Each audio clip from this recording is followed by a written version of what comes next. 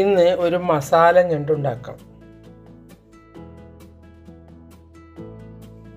ഇതൊരു വലിയ ഞണ്ടാണ്. ഇതിൻ്റെ കാലെല്ലാം പൊട്ടിച്ച് മുറിച്ച് വൃത്തിയാക്കിയെടുക്കാം. ഇങ്ങനെയാണ് ഞണ്ടിൻ്റെ കാല് പൊട്ടിച്ചെടുക്കേണ്ടത്. അറിയാത്തവർക്ക് വേണ്ടി കാണിച്ചു തരുന്നതാണ്. കാലിങ്ങനെ ഇവിടുന്ന് കൊത്തിക്കളയാം. മുറിച്ച് 2 കഷ്ണങ്ങളാക്കി എടുക്കുകയും ചെയ്യാം. കാല് പൊട്ടിച്ച ശേഷം പുറത്തുള്ള തോട് നീക്കിയാൽ അത് അടർന്നു കിട്ടും. അതിനുശേഷം കഴുകി വൃത്തിയാക്കിയെടുക്കാം. ഇനി ഈ പ്ലേറ്റിൽ കാണുന്ന ഒരു സവാള മുറിച്ചത്, ഒരു തക്കാളി മുറിച്ചത്, 5-6 വെളുത്തുള്ളി, 1 കഷ്ണം ഇഞ്ചി ഇവയാണ് വേണ്ടത്. ഇനി ഒരു പാനിലേക്ക് 1 ടേബിൾ സ്പൂൺ ഓയിൽ ഒഴിച്ച് കൊടുത്ത് 1 നുള്ളി ജീരകവും ഇട്ട് ഒന്ന് പൊട്ടിച്ച ശേഷം 2 പച്ചമുളക് മുറിച്ചത് ഇട്ട് കൊടുക്കാം. പിന്നെ തക്കാളി മുറിച്ചതും സവോള മുറിച്ചതും ഇഞ്ചി മുറിച്ചതും വെളുത്തുള്ളിയും എല്ലാം ഇട്ട് ഒന്ന് നല്ലതുപോലെ ഇളക്കിയെടുക്കാം. ഇതിൻ്റെ പച്ചമണം മാറിക്കഴിഞ്ഞാൽ ഇത് സൈഡിലേക്കാക്കി ഇതിലേക്ക്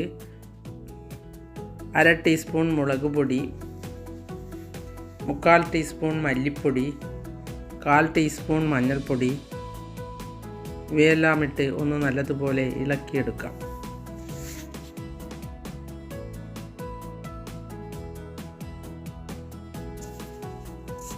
ഇനി ഇതിലേക്ക് 3/4 ടീസ്പൂൺ ഗരം മസാലപ്പൊടി കൂടി ഇട്ട് കൊടുക്കാം.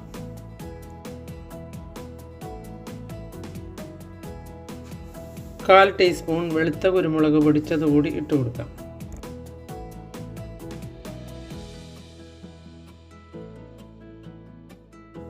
ഇനി ഇതിൻ്റെ എല്ലാം പച്ചമണം മാറിക്കഴിഞ്ഞാൽ ഇത് തണുത്ത ശേഷം അരച്ചെടുക്കാം.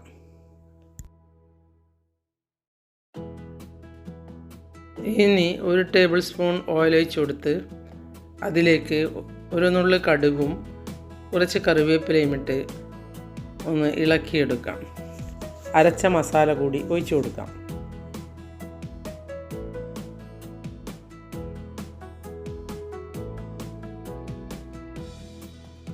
ഇനി ഈ മസാലയിലേക്ക് ആവശ്യത്തിനുള്ള ഉപ്പിട്ട് കൊടുക്കാം.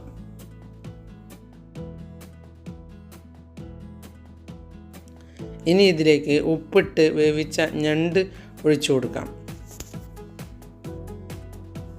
ഉപ്പിട്ട ഞണ്ടായതുകൊണ്ട് മസാലയിൽ നോക്കി വേണം ഇടാൻ. ഇനി മസാല ഞണ്ടിൽ നല്ലതുപോലെ പിടിക്കുവാൻ വേണ്ടി ഒന്ന് മൂടി വെച്ച് കൊടുക്കാം. ഇടയ്ക്കൊന്ന് ഇളക്കി കൊടുക്കണം. ഇനി ഇതിലേക്ക് 1 കപ്പ് തേങ്ങാപ്പാൽ ഒഴിച്ച് കൊടുക്കാം. ഇനി ഒഴിച്ച തേങ്ങാപ്പാൽ വറ്റുന്നത് വരെ വേവിച്ചെടുക്കാം. ഇനി ഇതൊന്ന് നല്ലതുപോലെ വറ്റി വന്നാൽ ഇതിലേക്ക് കുറച്ച് മല്ലിയില ഇട്ട് കൊടുക്കാം.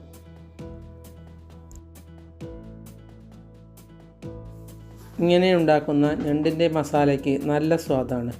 ഒന്ന് നിങ്ങളും ഉണ്ടാക്കി അഭിപ്രായം കമൻറ്റ് ബോക്സിൽ ഇടണേ. എൻ്റെ വീഡിയോ ഇഷ്ടപ്പെട്ടുവെങ്കിൽ ലൈക്ക് ചെയ്യാനും സബ്സ്ക്രൈബ് ചെയ്യാനും മറക്കരുത്.